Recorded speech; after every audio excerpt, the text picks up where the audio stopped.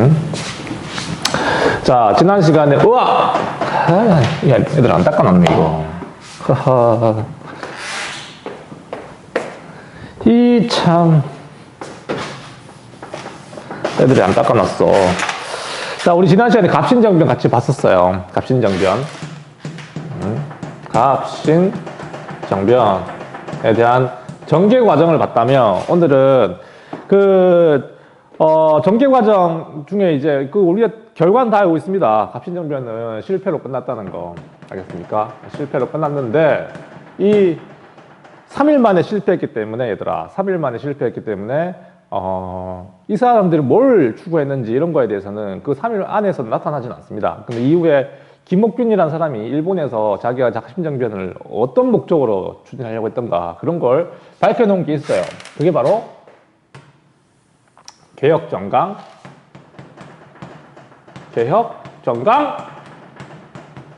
14개조라고 하는 거예요. 교과서에는 얘들아, 교과서에 아마 개혁정강이라고 나올 거야. 개혁정강. 잘 알아둡시다. 이 갑신정변을 얘기할 때, 우정부 축하연에서 급진기아파들이 온건기아파 제거하고, 권력을 잡으려 했던 사건이 있다 정도는 다 알고 있지만, 구체적으로 갑신정변이 뭘 추구했는지는 중학교 때 다루지 못했을 겁니다. 알겠습니까? 그래서 이 내용, 알겠습니까? 내용 잘 알아둬야 돼요. 알겠습니까? 그리고 늘 얘기하지만, 결과. 알겠습니까? 갑신정변의 결과는 어디다 있는가, 이런 거 한번 체크해 보도록 하겠습니다. 알겠습니까? 그 다음에, 같은 페이지에 나올 거예요. 같은 페이지에. 이제, 갑신정변이 1884년에 일어났고, 1894년까지, 요 10년간. 자, 이제 우리 역사에서 좀 이제 개혁이라고 하는 게 좀 주춤했던 시기가 바로 갑신정변 이후예요, 사실. 알겠습니까? 실제로, 이 갑신정변 이후에 추구했던 개혁, 정치개혁이라고 하는 거는 거의 이제 물 건너가게 돼요. 알겠습니까? 갑신정변의 그 의의를 내가 설명해 주게 되겠지만, 결과, 의의, 한계, 다 같이 한번 볼 텐데, 알겠습니까? 요 갑신정변의 한계, 이 의의는 우리가 개항 이후에 사실 뭐 근대 문화를 받아들이는 것도 중요했지만, 정치를 바꾸는 일이 가장 시급했던 거였는데, 갑신정변은 그런 걸 추구했던 거였거든요. 근데 갑신정변이 그렇게 실패하고 난 이후에는 10년 동안은 아무런 정치 기억이 없었습니다. 알겠습니까? 그때 이 조선의 상황이라든가 이런 건 어떠했는지 이런 걸 한번 살펴보겠습니다. 알겠습니까? 그래서 요 시기 1894년에서 동학농민운동이 벌어지기 바로 직전까지의 어떤 조선의 상황, 요것도 꽤 공부할 게 많아요. 여기까지 됐죠? 됐나? 딱 맞네. 자, 하동성 씨. 잘 들리나요? 네. 이 갑신정변을 추구했던 이 사람들이 누구라고 했었어요? 누구다?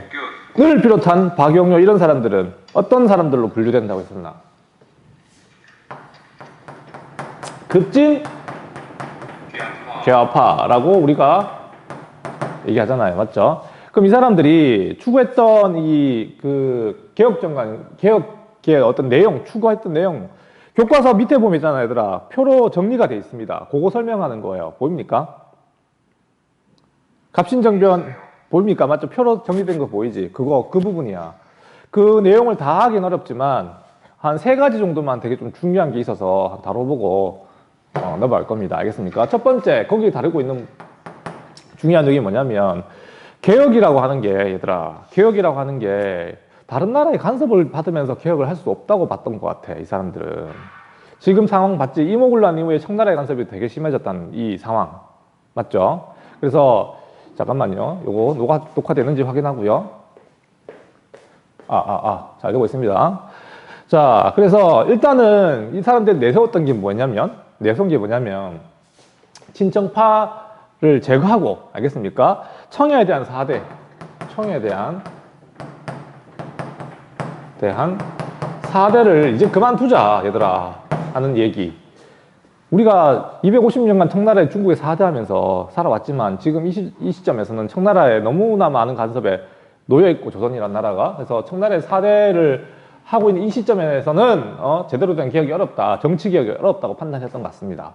알겠습니까? 그 다음에 또 얘기하고 있는 게 뭐냐면 얘들아 뭐냐면 이런 얘기가 나와. 문벌 폐지. 이게 무슨 말일까? 문벌 폐지. 문벌 폐지. 적혀 있거든요. 정치개혁에 적혀 있습니다. 인민평등권 합니다. 인민평등권.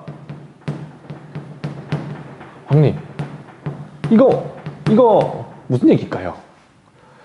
이 사람들이 하는 얘기가. 말이 어렵잖아요. 맞죠? 문벌 폐지. 문벌 폐지가 무슨 말일까? 나는 한홍석만 믿고 있어요. 뭔 얘기라 되져요. 잘 모르겠지만. 문벌 폐지가 무슨 말일까? 문벌. 일단 이 문벌이라고 하는 말은 있잖아. 우리 저 고려시대 때 뭐 문벌 귀족 이런 말 나왔잖아. 맞죠? 그런 것처럼 이 문벌이 뭘 말하는 걸까?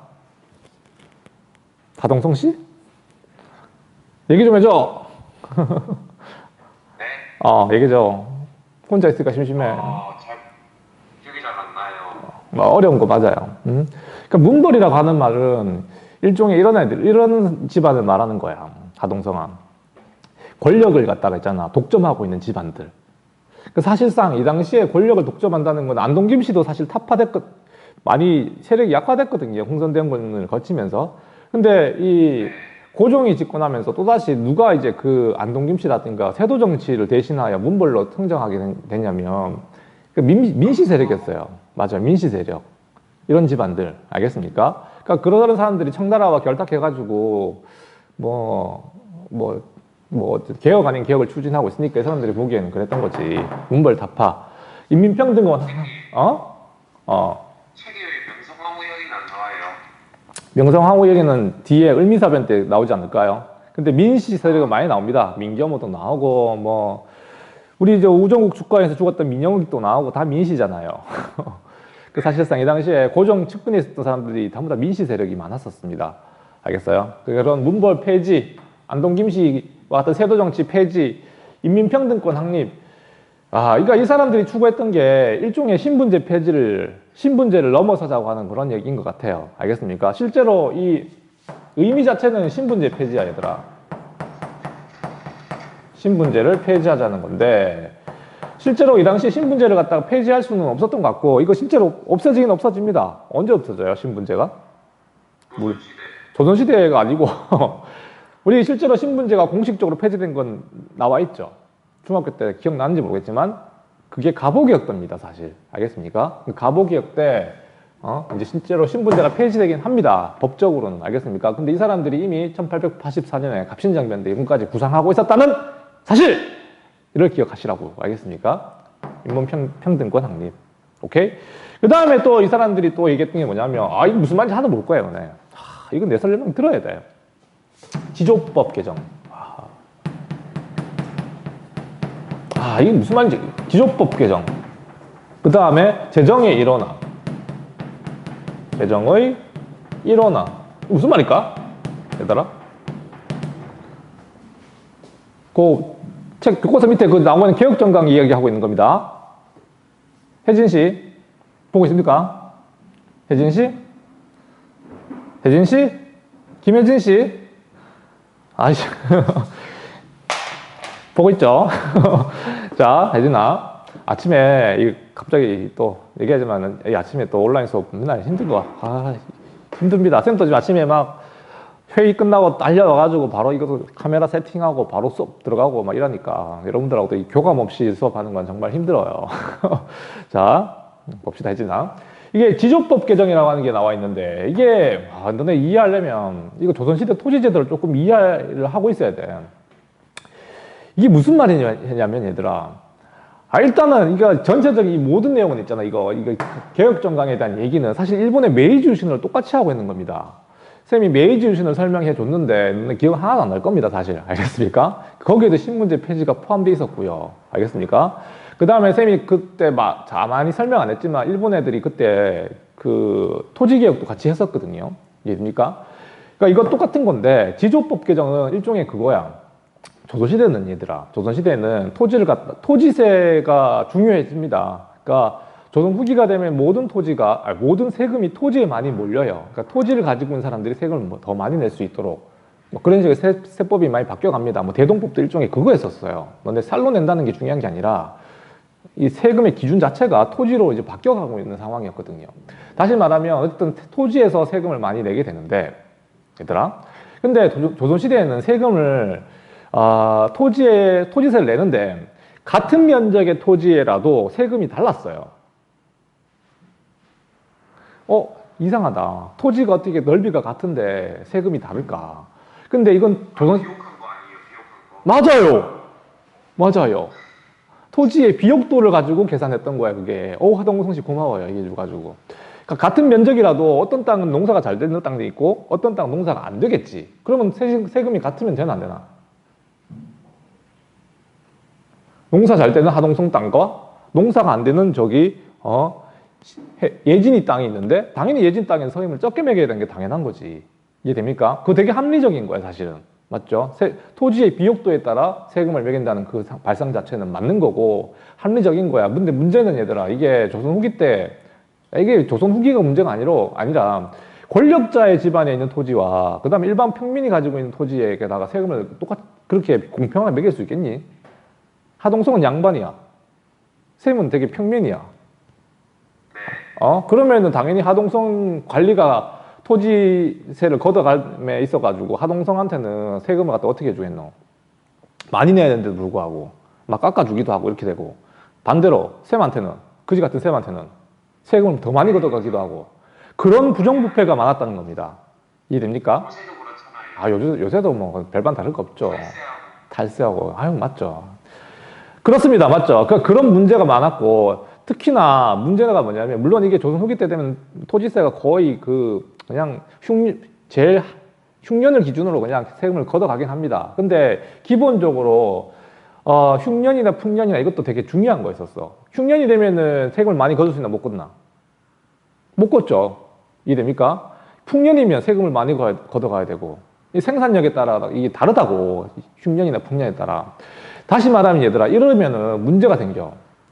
세금을 거두려고 하는 국가 입장에서 봤을 때는 1년에 세금이 얼마 거칠지 내년에 얼마 거칠지 예측이 안 돼. 안 그러나? 맞잖아요. 내년에 뭐 흉년이 될지 풍년이 될지 뭐 예측할 수 없잖아. 그래도 대충 짤 수는 있겠지만. 근데 지조법 개정이라고 하는 게 무슨 말이냐면, 이제는 그런 거 따지지 말고 지가 기준으로, 토지의 가치 기준으로 세금을 매기자는 거야.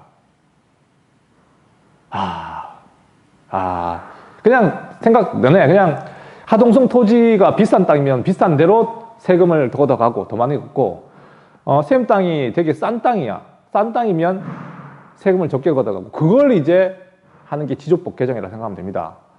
이게 얘들아 간단한 문제 같지만 이거 토지 측량 새로 다 해야 되고요. 그 다음에 이제부터는 이 토지의 어떤 그 소유권도 명확하게 해줘야 되고요. 알겠습니까? 그러니까 그런 절차적인 게 되게 복잡한 게 이 지조법 개정이에요, 사실. 근데 이게 되면 좋은 게 뭐냐고, 좋은 게. 일단은 토지의 가격이라고 하는 거는 흉년이나 풍년이냐 이게 아니잖아, 맞지? 맞죠? 그것 때문에 세금 내는 게 아니기 때문에 1년 예산이 확정이 될 수가 있어요. 기본적으로. 1년에 얼마 세금을 거둘 수 있다? 내년에는 세금 얼마 거둘 수 있다? 딱 확정이 가능한 게 토지제도 지조법 개정이야. 그러니까 되게 중요한 거야. 그 근대 국가로 나감에 있어가지고 1년 예산을 계획하고 그 다음에 그 예산 가지고 이제 뭐 국가 재정을 꾸려가는 되게 중요한 일인데, 이게 그 전에 토지제도 가지고는 불가능했던 거였죠. 그래서 이걸 갖다가 하려고 하는 게 지조법 개정. 뭔 말인지 이해가 갑니까? 정확하진 모르겠지만 그냥 설명해 줬어요. 알겠습니까? 자, 그러니까 얘들아, 이게 다 재정 문제와 관련된 거야. 일본에도 이거 지조법 개정 했던 거 있었었어요. 나는 메이주시 많이 설명 안 했지만, 알겠습니까? 설명 안 했지만, 일본에도 근대적 토지제도를 만들고, 등기부 등본이라 부릅니다. 그런 거 발급해주고 했던 그런 사업이 있었는데, 우리나라도 똑같이 나중에 하게 됩니다. 알겠어요? 갑신정비 때 당연히 못했고요. 이걸 우리나라가 했을까 못했을까? 이런 지조법 개정, 결국에는. 하동성씨 했을까 못했을까?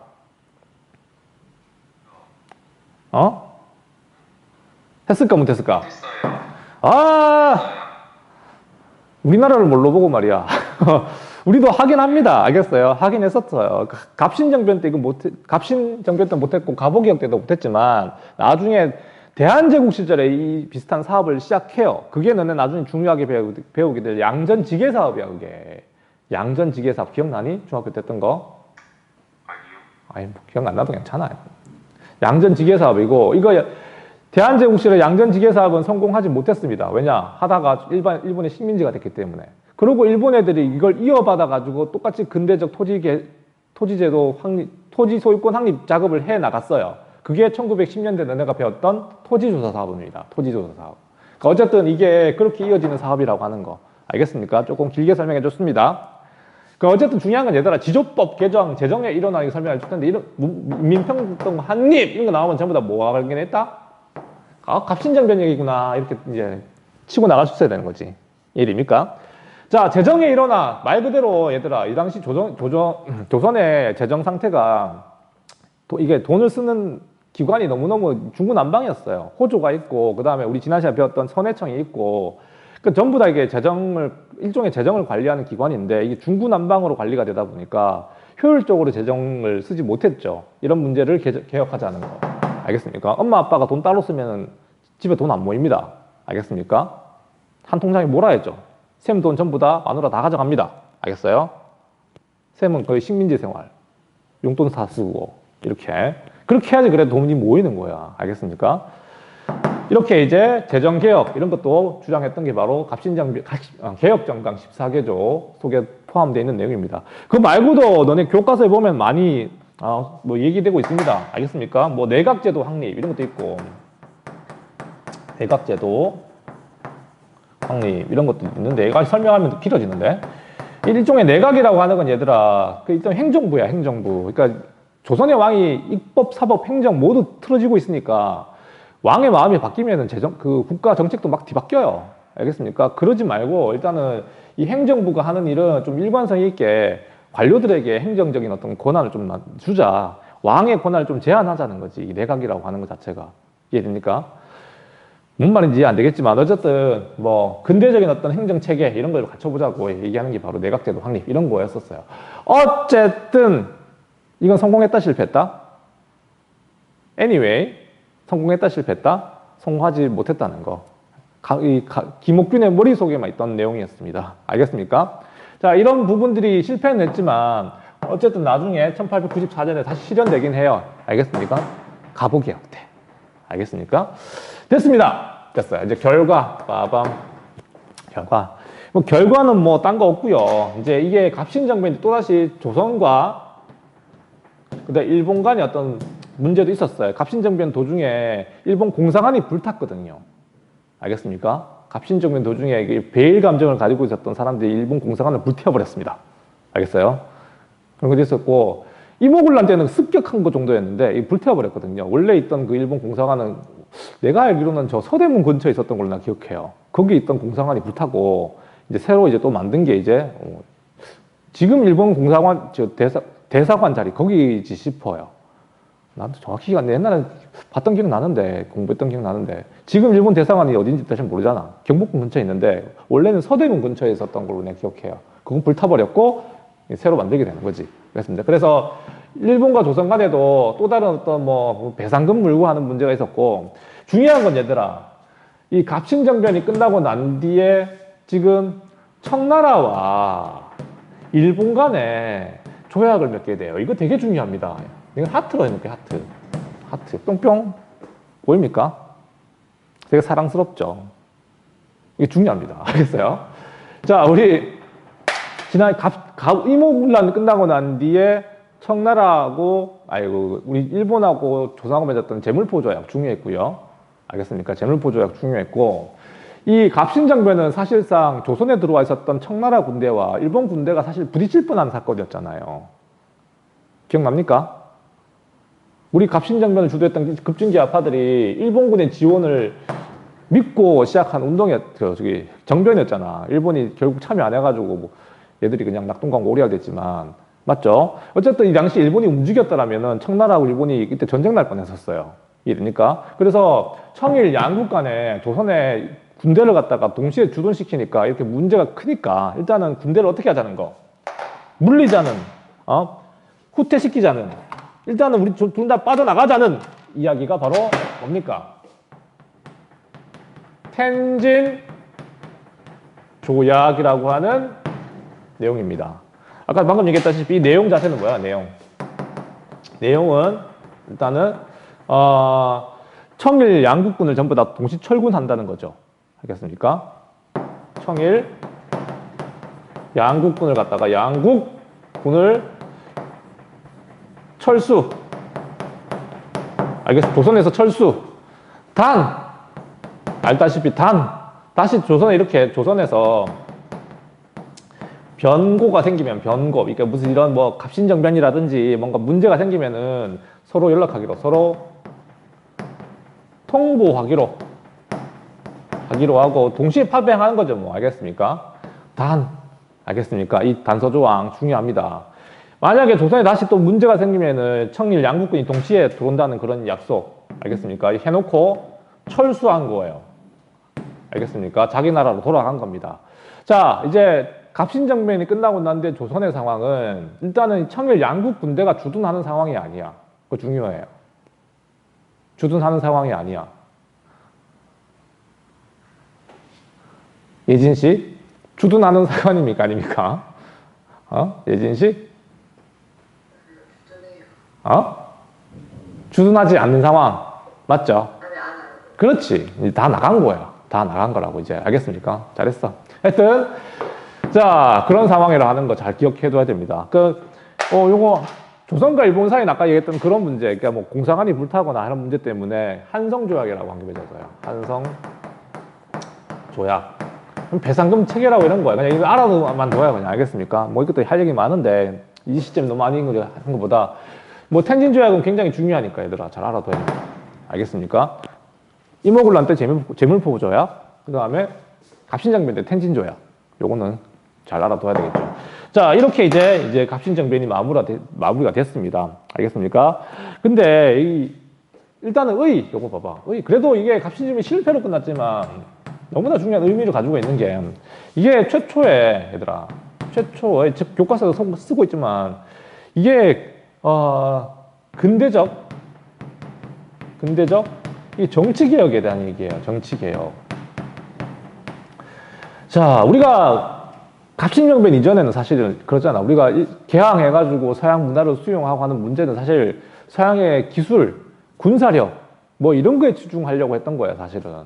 알겠습니까? 그게 아니라 이 사람들이 추구했던 거는 조선이라고 하는 이 정치 체제도 많이 낡았고 부강해지려면 정치 체제도 바꿔야 된다는 그런 생각. 알겠습니까? 거기서 시작된 거기 때문에 최초의 근대적 정치 개혁을 추구했던 사람들이라고 하는 거 기억해 줘야 됩니다. 단 한계는 뭐가 한계점. 얘들이 왜 실패했나? 한계. 누구한테 의지했기 때문에.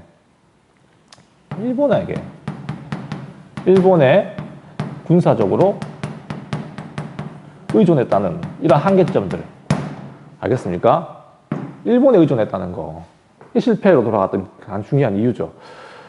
이해는 갑니다. 얘네들이 왜 그렇게까지 일본을 끌어들여가지고 개혁을 하려고 했던지는 이해는 가요. 청나라의 어떤 이런 지나친 간섭 벗어나야 되겠지. 그렇다고 또 다른 세력을 끌어들여가지고 이 개혁을 추진했던 이 사람들의 어떤 그 사고방식, 이거는 물론 그 사람들 입장에서 봤을 때 어쩔 수 없었으니까 했겠지만 개혁이라고 하는 게 그렇게 실력이 부족한 상태에서 이루어질 수 있는 게 아니란 걸 우리는 볼 수 있죠.